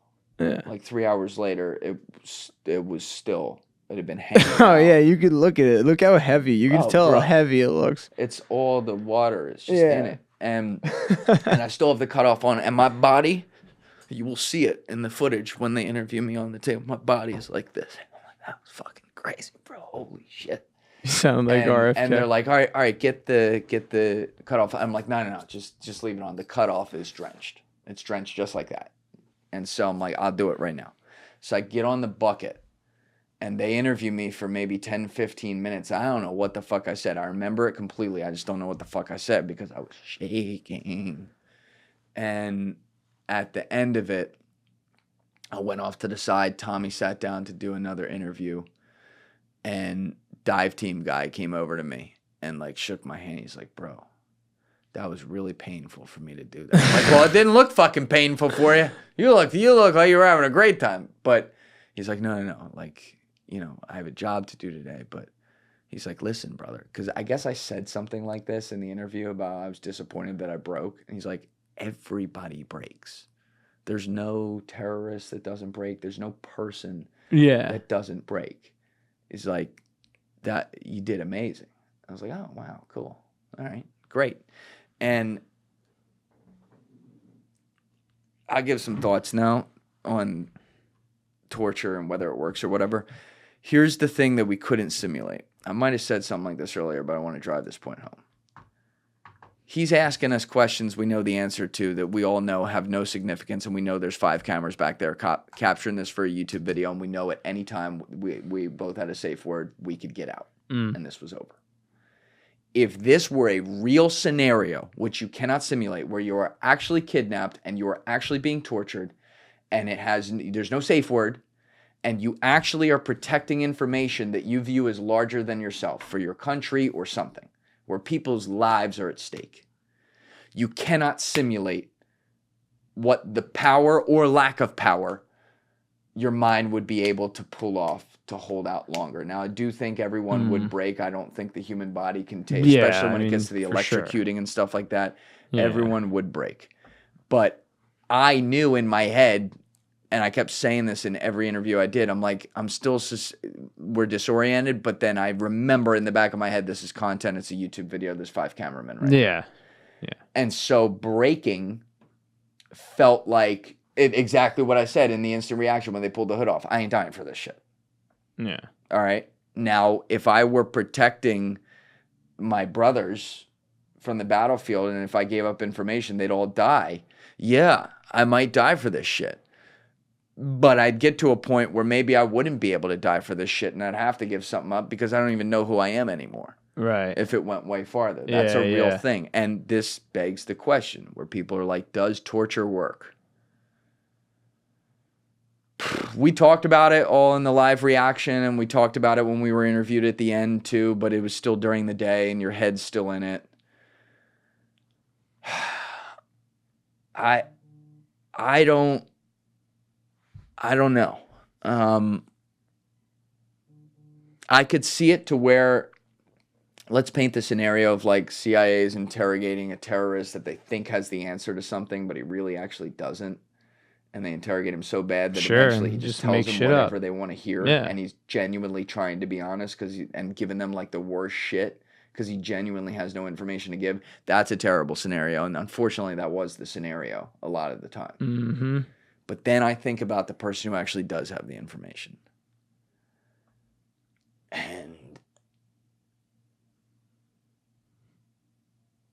you know, if it's like the stereotypical what it was in the 2000s and it's a terrorist for Al-Qaeda or whatever, yeah, you know, he believes in Allah and those 72 virgins and, you know, his fucked up version of Islam. But he gonna break, man. He's gonna break. And a lot of those guys aren't in the best shape either. Tommy and I are in fucking great shape. Yeah, that's a good point. You know, he's going to break. Now, whether or not that makes some torture justified, listen, I can speak on it now because I've had some of it done to me. It doesn't make me a god on the issue by any stretch of the imagination. Let's not overstate this. But, you know, I've been thinking about that a lot.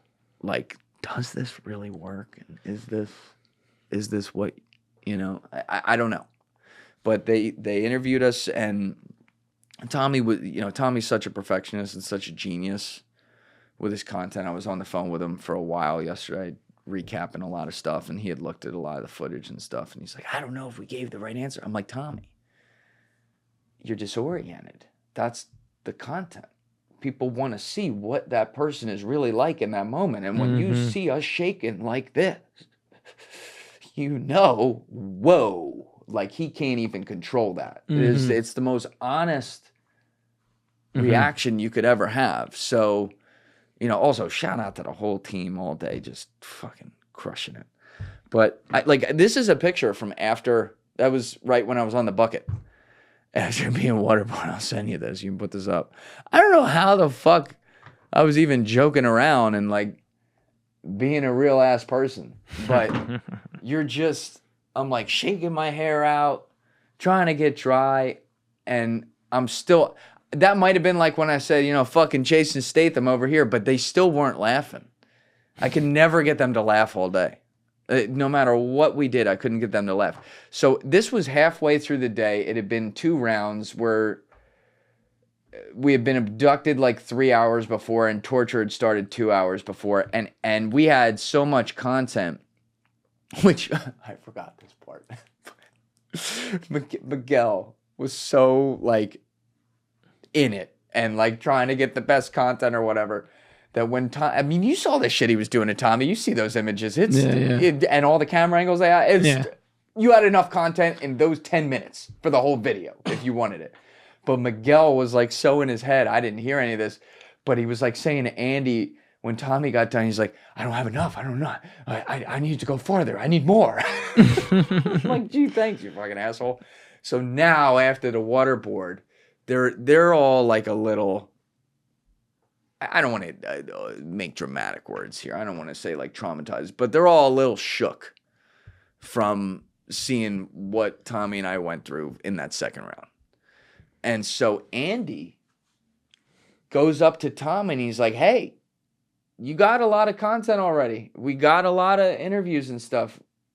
I don't think we need to do this afternoon. And I just looked at Tommy and Tommy looked at me and we're like, we're doing it. Yeah. We're like, let's fucking go. We're here. We're in fucking Game Milwaukee. on, bitch. Yeah. So meanwhile, I am still shaking. Now the cutoff is off. I'm just walking around in my shorts. There's no towels. So we're trying to send Keegan out to get a towel from a store, and he's not coming back. So I walk over and I'm like, someone's like, ooh, there's a sheet over there. I'm like, oh, yeah. So I walk over, but it's by the windows, and they're all standing here. They're watching me go over this dusty, musty old sheet. And they're like, oh, no, wait. I start to put it on me because I'm shaking. This is 20 minutes after. 20 minutes after it's done, I'm shaking. Yeah. And they're like, oh, no, I think. And they point to the wall behind them. There's piss jars. And they're like, that's a piss blanket. And I had it right here like getting ready to dry off, and I just looked at him. I said, "Fuck it, who cares? I got glass shards in my feet," and I start wiping myself off. Now I was like trying to get the white parts, not the yellow brownish parts, but you're just so out of it, you don't care. You like I'd be mortified doing that. Like when you feel a splash of piss in a public bathroom, like on your ankle because someone else's their stream's off. You're disgusted. You're like soaping your ankle up. Didn't give a fuck. I was like, just dry me off. And I just walked around. Let me send you this video, Joe, and you can play it. This is me. This is like you want 30 audio? minutes. Yeah, I'm going to send it right now. This is 30 minutes after it's done. And this is an instant. I'm still like delirious. I'm still delirious. This is an instant reaction. We can put this up on the screen and put it on mic 4. It's coming through right now. So they said, all right, well, they wanted to order some lunch, like for the guys, not for me and Tommy. Before you play this, I'll just give context. So just stop that for a sec, Beef. And then, so they're like, we're gonna play this, or you know, we're gonna bring some to lunch in. So we'll start back up in like a half hour. And I'm like, all right, I should go like piss or something, or like take a walk. So now we can put it on Deef. So I go to the back door of the warehouse because we're on the top floor. Well, and I record just got halfway waterboarded, not all the way. They didn't dump you over and actually pour the water continuously into your face. But the halfway, pretty fucking hard, not gonna lie. Once it was like in your mask and shit and you couldn't breathe, it was like, it's not just a helpless feeling, it's like a what the fuck, like it simulates a drowning feeling because you're breathing, every time you breathe in, the water from the fabric on the mask is coming into your mouth, so you feel like you're not getting oxygen. So I'm just walking down like the fucking 12 stories of this goddamn warehouse that we rented out, and I'm still shaking. We've been off for like 25 minutes, but my body's still all wet. They had me in ice and then poured water, laying in it, fucking pouring it on me. It is a very, very nasty feeling. Not gonna lie. That's it. So my voice is still shaking there. I don't know if you can tell. My hands, the video's going like this as I'm walking down the steps, not just because of the steps, because my hands are shaking. I had to like end the video because I'm like, I can't. I'm like trying to stop my hand from shaking. But you can see like it was a musty, tight stairwell, you know, kind of warehouse. And I went down, took a leak, went back upstairs, and like a half hour later, they're like, all right, let's go.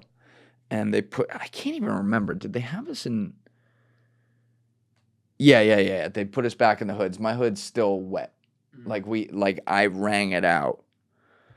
I rang out the hood as much as I could. This was like, it had been wrung out a couple times, but this was a video we took shortly before the last round. You play this one, but I just took Dre's like, hold on, I'm gonna grab this on like the iPhone, but I took the hood and was just like folding it up 5 times and wringing out what was left because we realized we didn't have extra hoods, so they're like, fuck, you're gonna have to wear this one. Did it come through? Yeah, I got it when you're ready. All right, let's put it up. This was 45 minutes after we were done. One, you can actually see all of this. The 2, you're like, I kind of don't know where they're at. One thing that was a trigger though, when I could hear 2 cameras go, ding, I was like, oh, okay. Here we go. I was like, Crazy shit, bro. Oh yeah, I forgot. He was putting a fan on us the whole time. So when we're laying in the ice, it started with Tommy. I saw that, and I'm like, that's brutal. He would take the fan and put it right up in his face. Or no, I'm sorry, like right behind him, so it's not drying off his mask, but it cools his whole body. He did the same thing to me, and while I was getting waterboarded, he had the mask in my face. So now they're like, all right, put the hoods back on and put it on, and they're like, we're going to do stress positions now. So they start on me. They have Tommy zip tied to the chair. And then I don't remember. Oh, he was asking me to spell July, and we got disoriented again like right away. At least I won't speak for Tommy. I did. because like once we went right back under, I still had the shakes. I hadn't fully dried off. Keegan got there with a towel 2 minutes before we started, and I dried off what I could in my pants. But now I only have shorts on. That's it. I'm cold. I'm shaking. They put us under again, and it wasn't like PTSD or anything like that. Like, I don't want to be dramatic, but you just immediately, because I had just seen like almost an hour of not being under that, and I hadn't even recovered, and you're just like, fuck, here we go again. And so I don't even know how to... I'm supposed to be talkative now because I turned that on, and I don't have anything right to say. So he comes over, he's like, spell July. And I'm like, well, maybe I should fuck with these people. So I spell out Y, and I did it perfectly. I was really proud of myself. I was like, YOURSISTERSPANTIES, which is like your sister's panties. He let me spell out the whole thing, and he's like, I don't know what the fuck that was, but that's not it. And no one laughed. So they're like, all right, transit position. So they put me down in transit with my hands zip tied and my feet zip tied to the sides of the chair. And we both, and Tommy stays in regular position. And they're like, all right, you can sit there. And so after like 2 minutes, they leave. And Tommy goes, how you doing, Julian? I'm like, I've been better, Tom. And he's like, you know what's fucked up? They're here torturing us. And these same assholes won't release the Epstein files. And I'm like, oh, God, that Kash Patel. And we start going back and forth. And like, here was the other thing. When they put me down in transit, I couldn't stop it. My legs I can't even re-simulate it. My legs were both completely shaking, and my body was shaking because it was still, my internal temperature was off. And they're like, oh, Andy would be like, oh, I see that shaking, mighty nice, or something like that. Mm-hmm. But the position didn't really hurt. My physical therapist, Anthony, probably wouldn't be happy about the position, but is the mic off? Yeah. It shouldn't be off. Now it's back. It's back on? It's back on now, yeah. When did it go off? No, your mic's on. Mine's been off. Oh, I think when we were playing the videos. Don't sweat. But like I could take that position for a while. It's not, you saw it on the video, but like your hands are down here and you are like this. Can you kind of see that on camera? Kind of, yeah. I mean, you're bent over. He's bent over with his wrists at his ankles. Zip tied, and the zip ties are cutting up your ankles. Our ankles were getting cut up all day. Oh, when they first zip tied my hand at the beginning of the day, they zip tied. This was the one like not comfortable part when I was sitting there before they started hitting me.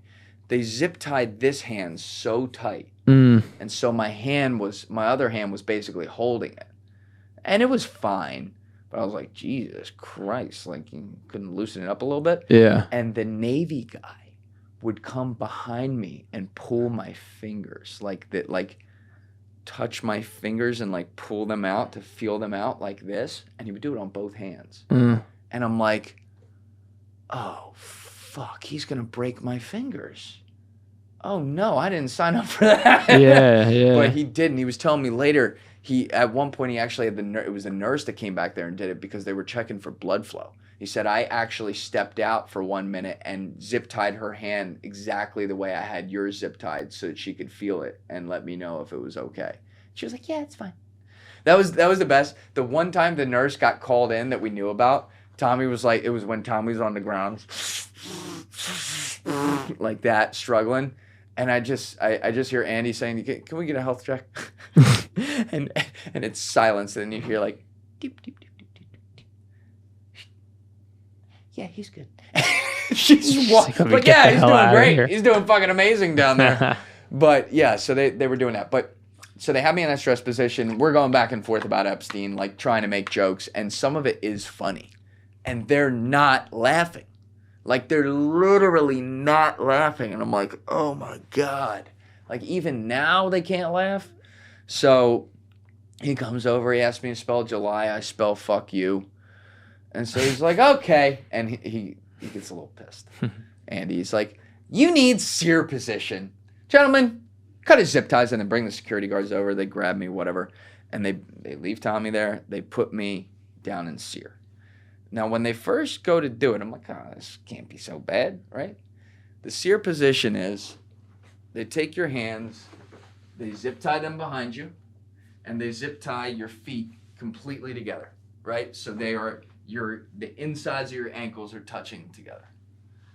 And they put you on your knees. Or first, this was the one part of the day where they almost broke my ankle. He shoved me down onto the ground and had my leg like that. And was like, I almost thought my Achilles was gonna pop. And then he made sure to lay out, if these are your feet, okay, bottom of your feet, top of your feet, they lay out your feet on the top of your feet behind you. You're kneeling, and your hands are zip tied back, and they have you kneeling straight up.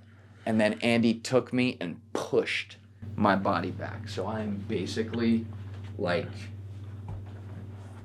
oh, I just got a cramp fucking redoing it. Jesus Christ. Thank God that didn't happen. I'm not even going to do it right now. My body won't even let me. Get that water in there. Oh my God. I just got an insane cramp doing that. What the fuck?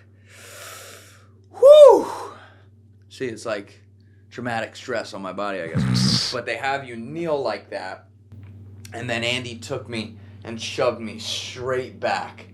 And there's a bone on the top of your foot. It's like the external, internal one. The doctors are going to yell at me in the comments because I haven't Googled this yet. I want to say it's the metatarsal bone.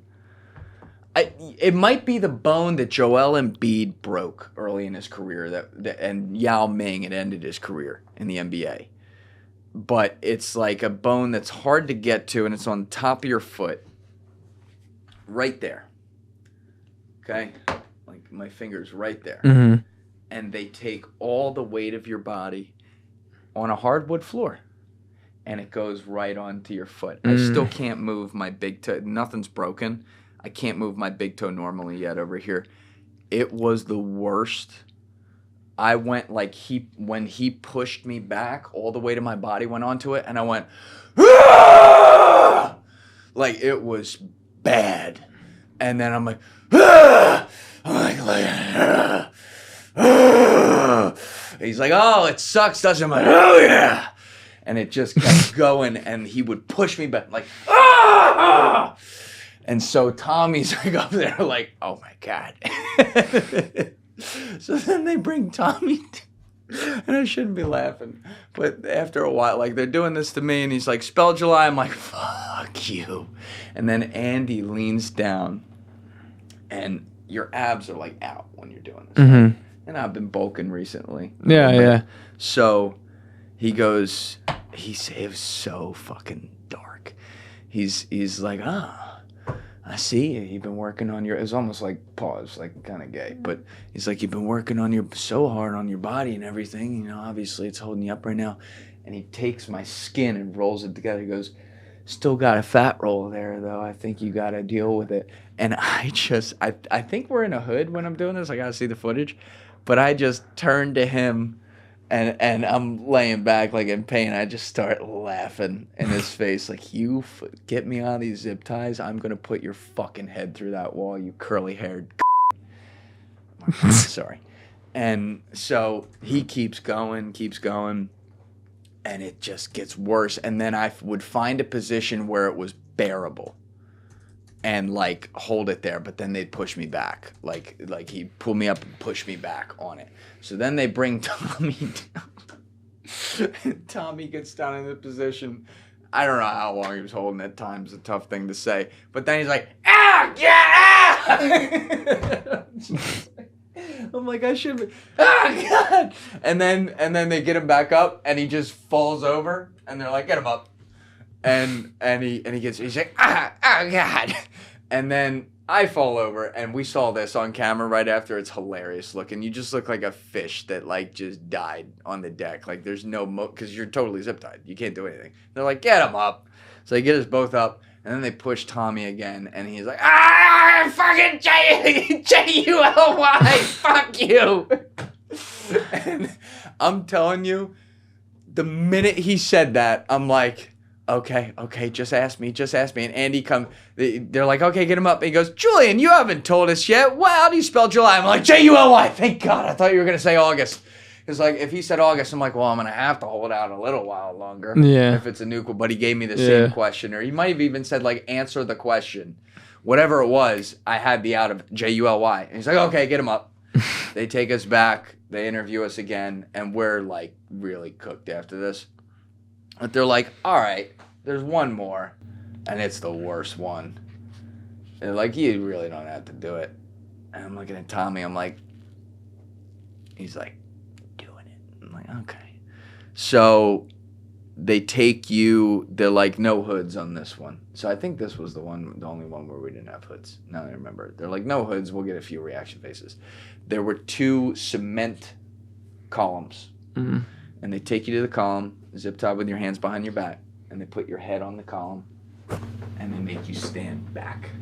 Keep pushing your feet back like this, and your head, all the weight of your body is again. Like I still have red marks up there. Yeah, that hurts. From this, and I was like, he's like, oh, you can go back farther, Julian. We didn't do this one for long at all. This was like. Maybe I lasted 90 seconds. Yeah, they just wanted to show you it exists, it sounds like. Tom lasted 2 minutes. But Andy's like, you can go back farther. I'm like, oh, God. And he's like, come on, you know the safe word. They weren't asking us a question this time. They wanted us to say the safe word for the comedy. Because Tommy's safe word was muffin and mine was cupcake. It's like whatever the gayest possible safe word was is what we decided before the day to use. Yeah. It's good for content. I mean, listen, we're content creators. You got to make this entertaining. So he's not asking me to spell July or for the capital. He's like, you know the word. And I was like, Tom?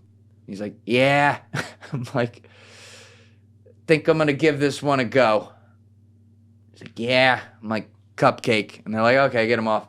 And then I turn around, I see Tom in it. He lasted. Like, and it's... The SERE position is the worst dramatic pain. This position, I don't even know what it's called, is the worst onset pain because it just gets progressively worse. There's never a moment where you can find a comfortable spot, or not comfortable, but something slightly more comfortable and like ride it out, which was hard to do with SERE, but you could do it a little bit. You can't do that with this. And so I was looking at him like, well, and I see Tommy, they have his feet back way farther than mine had gotten, I think. And Tommy's in shape, man. Like he's almost 0% body fat, like just a fucking wrestler's wrestler. And I see his neck contorted. I'm like, oh, he can last. I said to him, and it's on camera. I was like, oh, he's a wrestler. This is right up his alley. Like this is something he can last on. And he lasted another. Probably they moved his feet back, probably another 30 seconds or something like that. And he's like, okay, muffin. And we're like dabbed up. We're like, all right, we're done. Fucking great. Let's go. I think we got one quick post game. And then there were interviews. And Tommy, huge shout out to Tommy. This isn't like a podcast.